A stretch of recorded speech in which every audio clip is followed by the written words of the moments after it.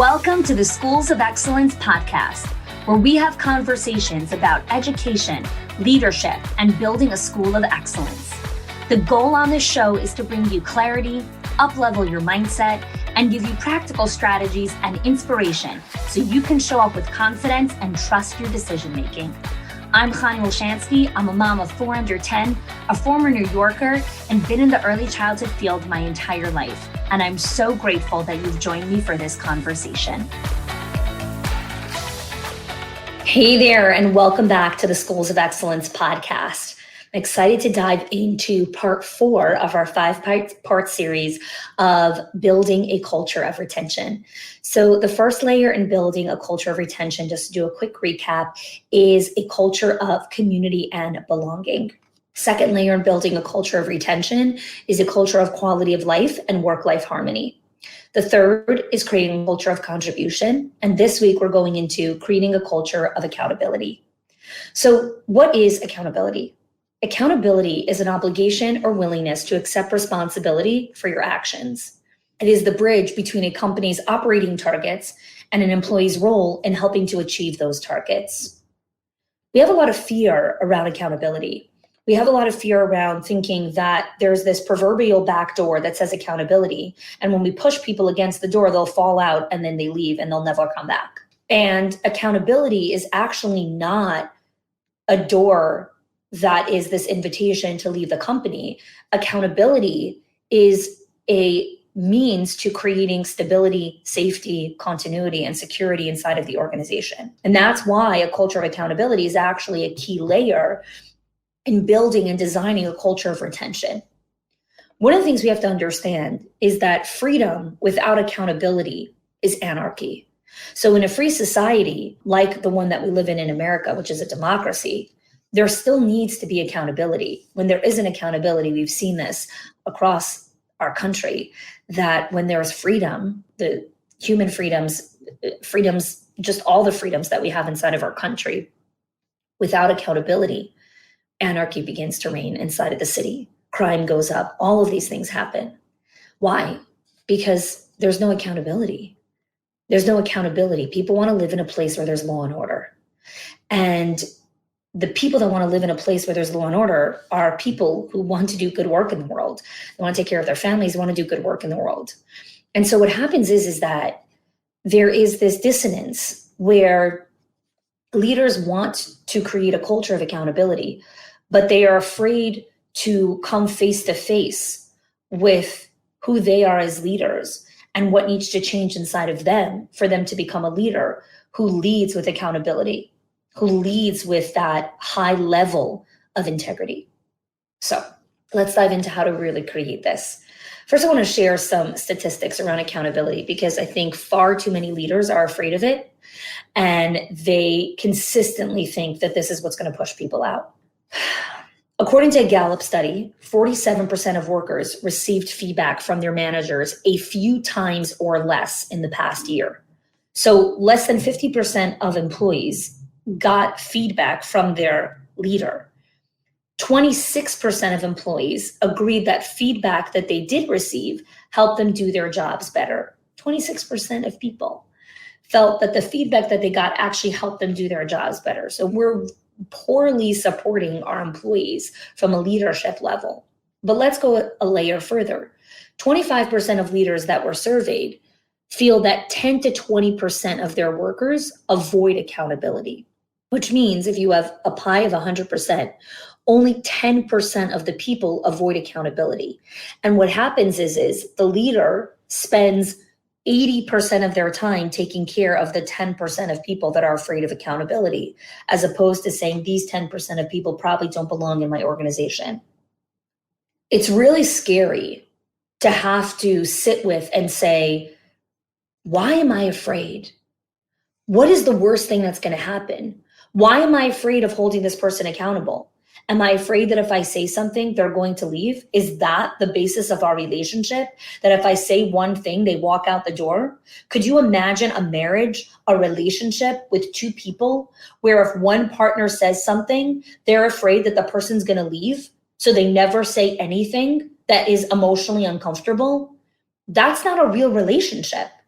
that person's trapped in a prison of a quote unquote relationship. There has to be the opportunity to hold people accountable, to share what's going on. Esther Perel has a really great quote: without dissent, there is no intimacy.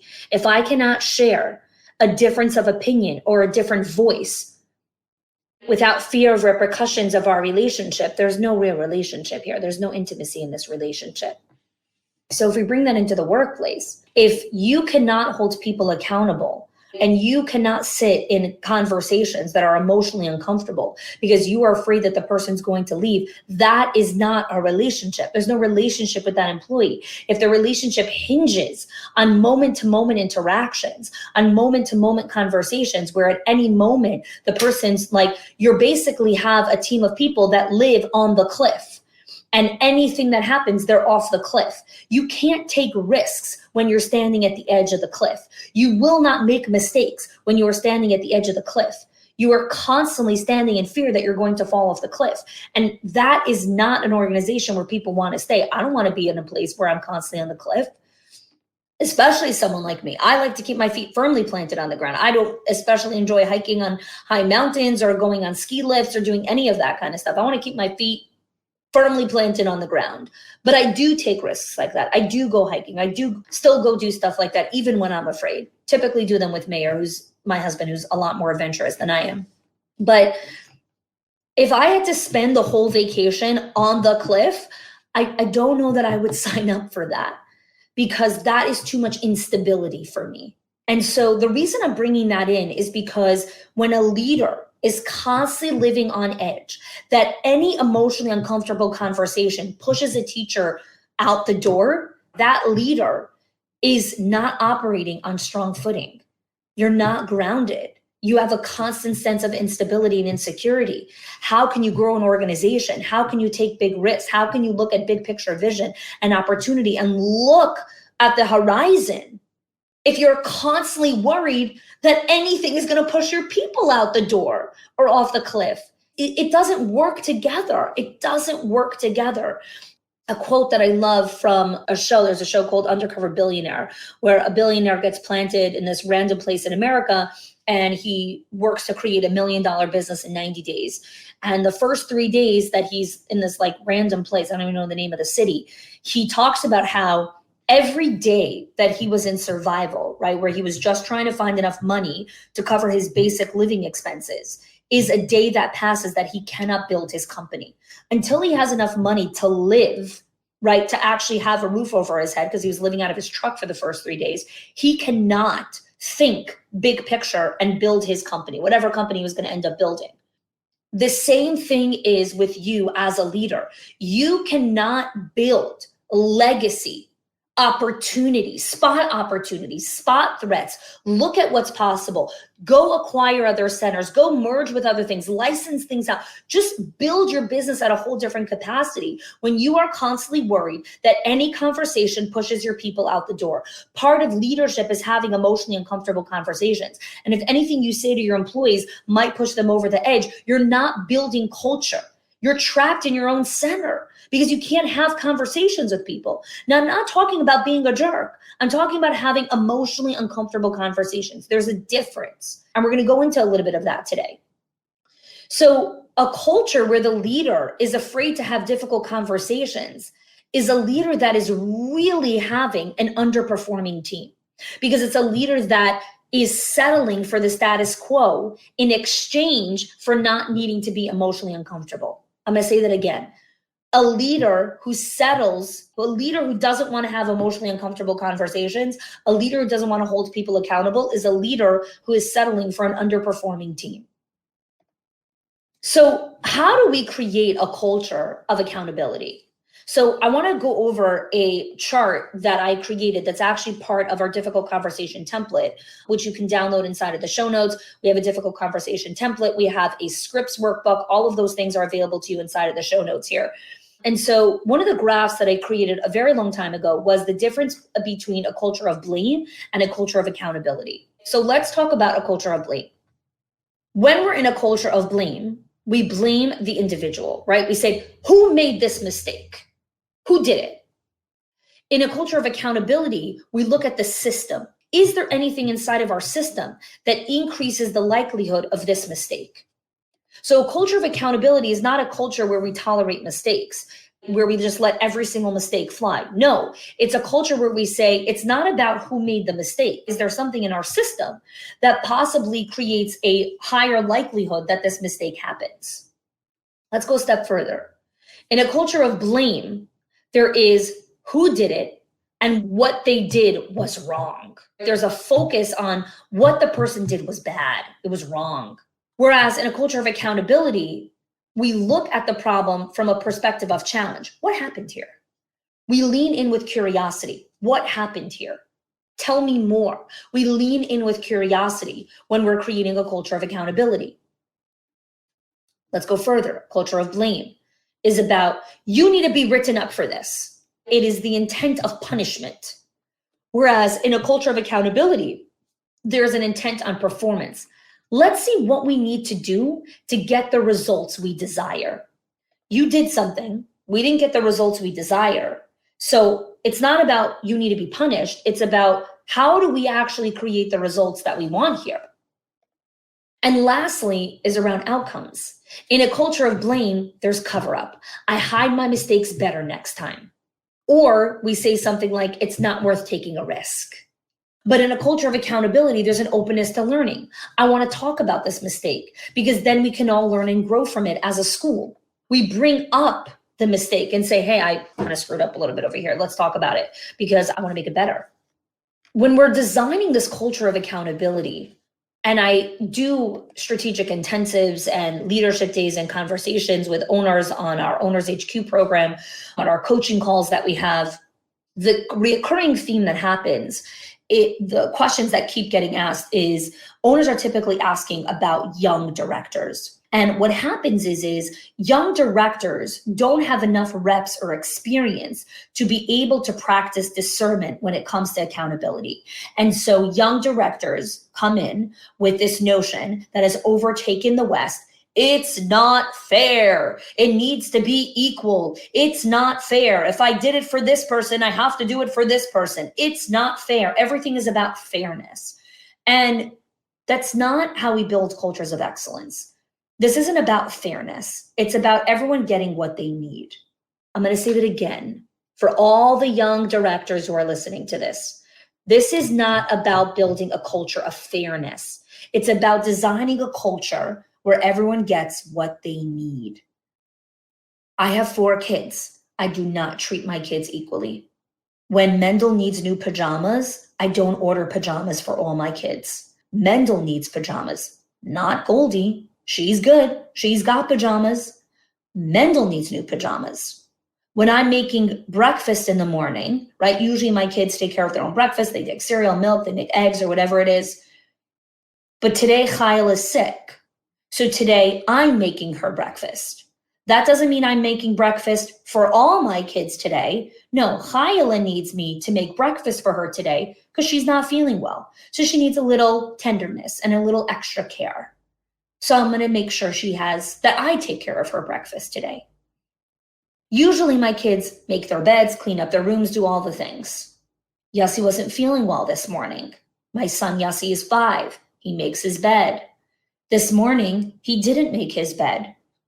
He will not be held accountable for it because he's not feeling well. Not because he's 5. There's a standard in our family where at 5 you could start making your bed.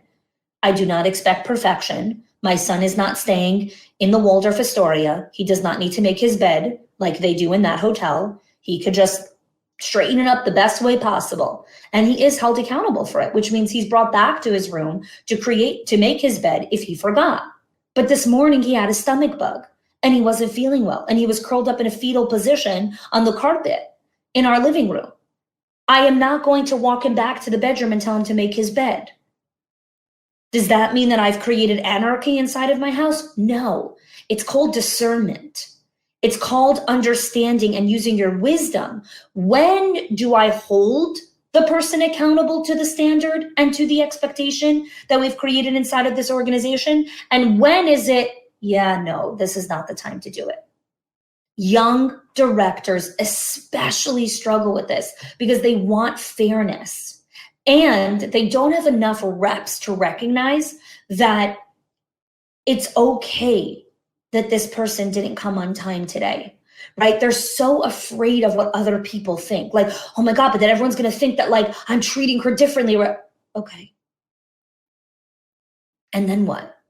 Right? Why are you treating her differently? Are you treating her differently because you like her more than everyone else? Or are you treating her differently because her son woke up with a crazy high fever and she needed to run to the ER in the morning, and so she came 45 minutes late to work?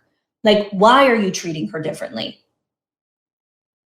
It's really hard to sit with this because it's messy. It's ambiguous. It's not clear cut and dry. And our minds and our brains want the spreadsheet. When X happens, do this. When this happens, do that. It's so it's nonsense, because humans are not spreadsheets and PowerPoints. We are not points of data that are inputted and then spit out of like, okay, and now this is what happens. A really great documentary to watch, if you've never watched it, is a documentary called In Search of Greatness. It's on Amazon Prime, or I don't know, a couple of other places. But this documentary, In Search of Greatness, interviews the greatest athletes of all time. And the common denominator of all of the greatest athletes of all time is not their talent.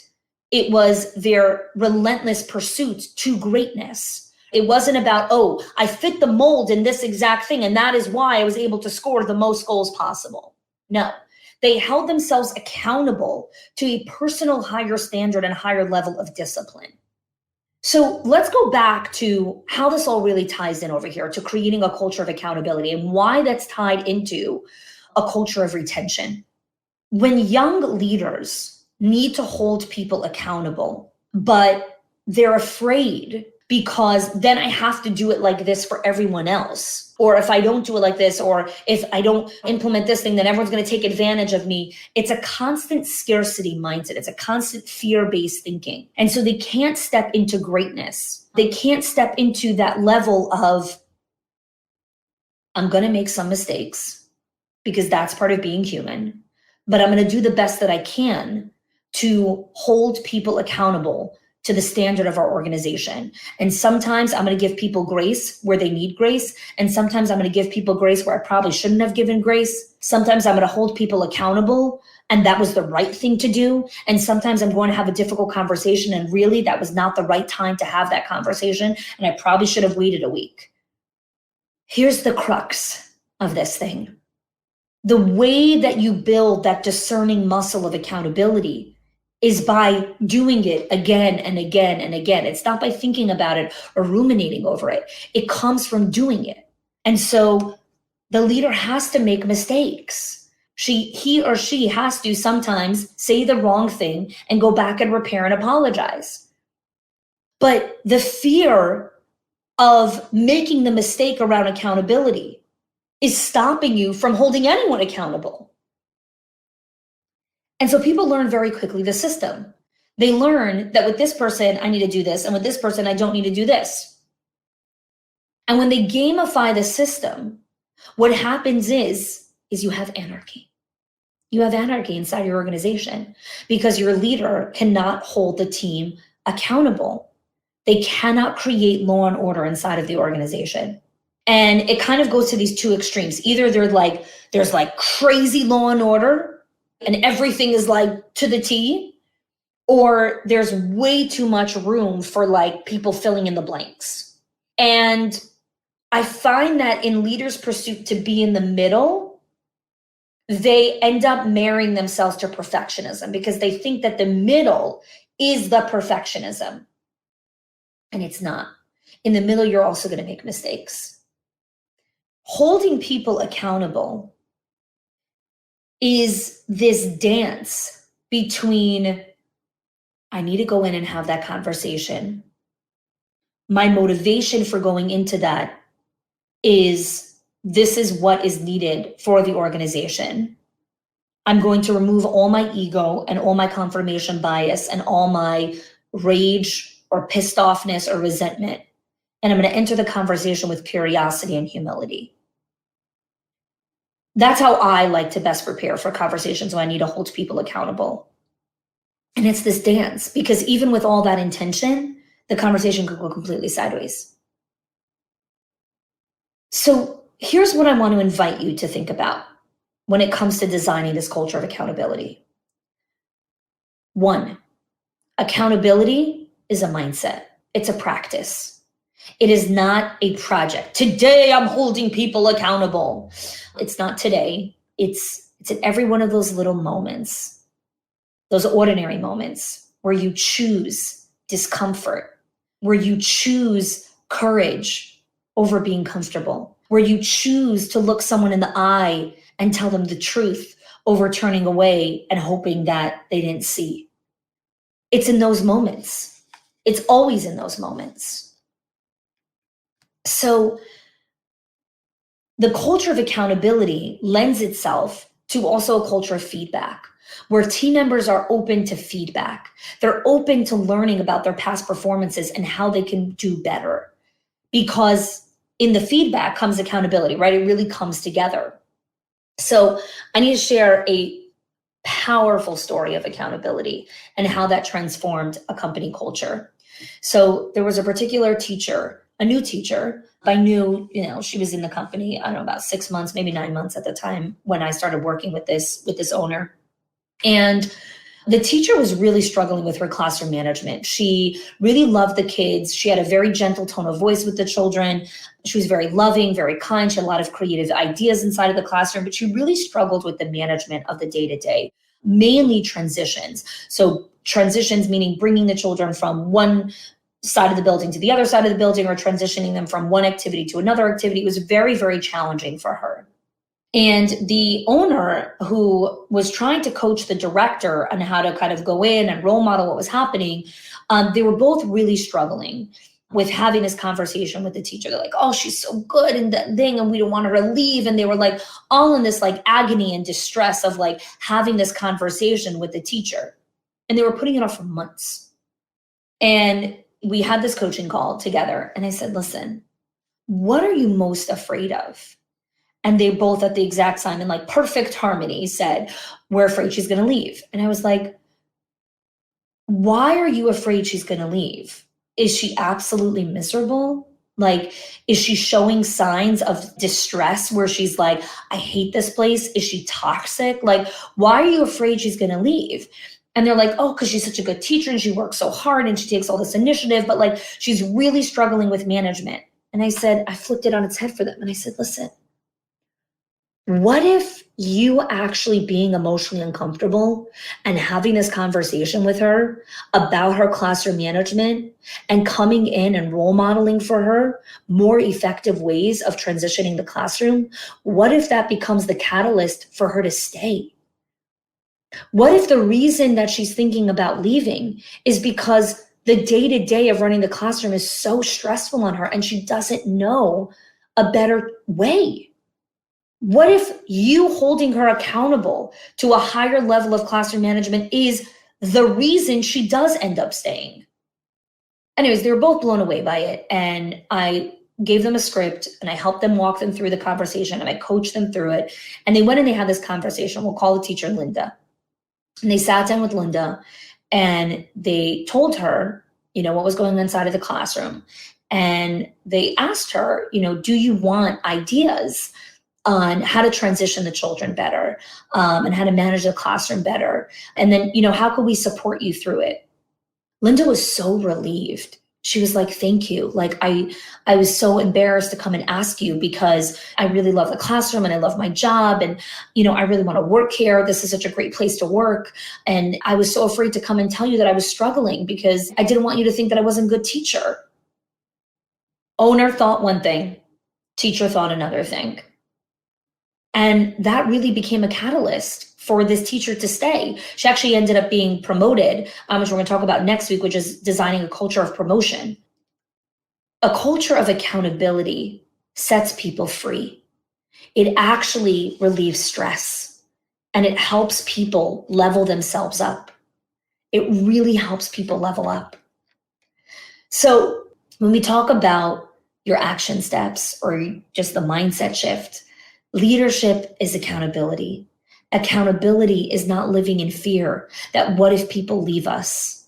Accountability is about understanding that this is my company standards. These are the company values. This is our company's mission and vision. And we're here to support you. We're here to guide you. We're here to help you navigate. And we're going to hold people accountable to this, because if you're part of this organization, you want this infrastructure, and creating this type of infrastructure requires this level of accountability. So the questions I want to leave you with here today are the following. 1, why are you afraid to hold people accountable?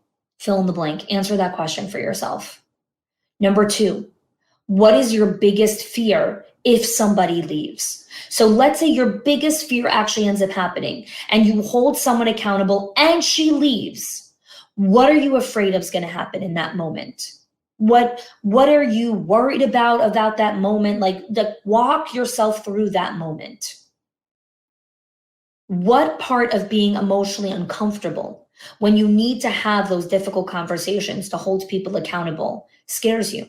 Why are you afraid to be emotionally uncomfortable? What are you afraid that sits on the other side of that discomfort? What are you afraid of? What sits on the other side of that discomfort? And now I want you to answer the other questions. What would it feel like if I had a culture of accountability? What would my top players on my team feel like if I held everyone on the team accountable?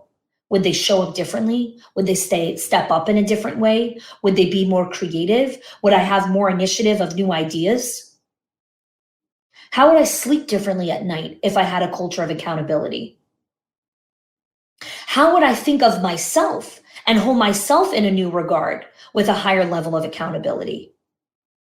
Ask yourself these questions, ponder on them, and understand that designing a culture of accountability and feedback is a layer of building a culture of retention and legacy for yourself. So if you want more strategies on accountability, this is what we talk about all the time. We have links in the show notes to our difficult conversation template. We have links in the show notes to our scripts workbook. We have a link in the show notes where you can apply for our Directors Inner Circle or Owners HQ program if you're looking for more coaching and training and community on designing a culture of accountability and a culture of retention. So thank you so much for joining us. We have one more episode in this entire series. Next, we're going to be talking about building a culture of promotion. If you are loving the Schools of Excellence podcast and have gotten any value out of it for your school, I would love if you can do 2 things for me. 1, subscribe to the show so you never miss an episode. And 2, can you please leave us a review? Reviews help other school leaders know that this is the place to learn how to build a school of excellence. And I would be so grateful if you can do that for us.